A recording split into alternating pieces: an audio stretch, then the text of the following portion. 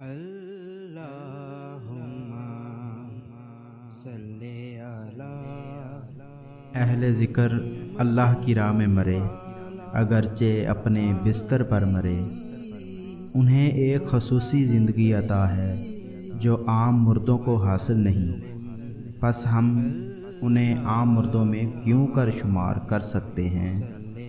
اللہ تعالیٰ نے فرمایا، وَلَا تَقُولُوا لِمَن يُقْتَلُ فِي سَبِيلِ اللَّهِ أَمْوَاتٌ بَلْ أَحْيَاءٌ وَلَٰكِن لَّا تَشْعُرُونَ۔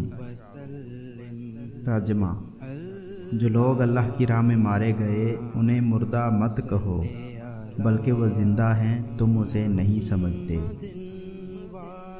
مردوں کی قبروں پر بے شک گنبد بنانا منع ہے، اور نہ ہی آج تک کبھی کسی نے کسی مردے کی قبر پر گنبد بنایا ہے۔ مقربین حق حقیقتاً زندہ ہیں، اگرچہ صورتاً زندہ نہیں۔ جس کی قبر زندہ ہے بے شک زندہ ہے۔ اسی طرح ان کے وراث باعث برکت، باعث رحمت اور باعث تقویت دین و ایمان ہیں۔ کبھی مردوں کو بھی کسی نے یاد کیا ہے؟ اگر وہ زندہ نہ ہوتے ان کی یاد زندہ نہ رہتی۔ صدیاں گزرنے کے باوجود کسی بھی دل سے ان کی یاد فراموش نہ ہوئی۔ ہر دل ان کی یاد میں مسرور اور ان کی محبت میں مخمور یعنی کہ مدہوش ہے۔ پھر کیوں کر ہم انہیں عام مردوں میں شمار کر سکتے ہیں؟ وہ اسلام کے شہدائی تھے۔ اسلام کو جو ان پر ناز ہے کسی پہ بھی نہیں۔ ان کی یاد قوموں کی زندگی اور ان کا کردار مشعل راہ یعنی کہ راستہ دکھانے والی روشنی ہے۔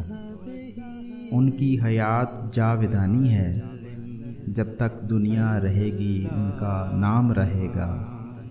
یہی زندگی کی مراد اور یہی زندگی کی اصل حقیقت ہے۔ جس نے انہیں مردہ کہا متعصب ہے یعنی کہ ہٹ دھرم ہے، اور کوئی متعصب حقیقت کو نہیں پا سکتا۔ تعصب حسد کی ایک قسم ہے، اور حسد نیکیوں کو ایسے جلا دیتا ہے جیسے کہ آگ لکڑی کو۔ خالق مخلوق کے ہر اس کام کو جس پہ کہ متکلم نے عملی نمونہ دیا ہو، نگار خانہ دہر میں خلق کی زبان پہ زندہ اور قائم رکھتا ہے۔ ہر قیمتی چیز ہر جگہ ہر نظر سے اوجھل رکھی جاتی ہے۔ یا حیو یا قیوم۔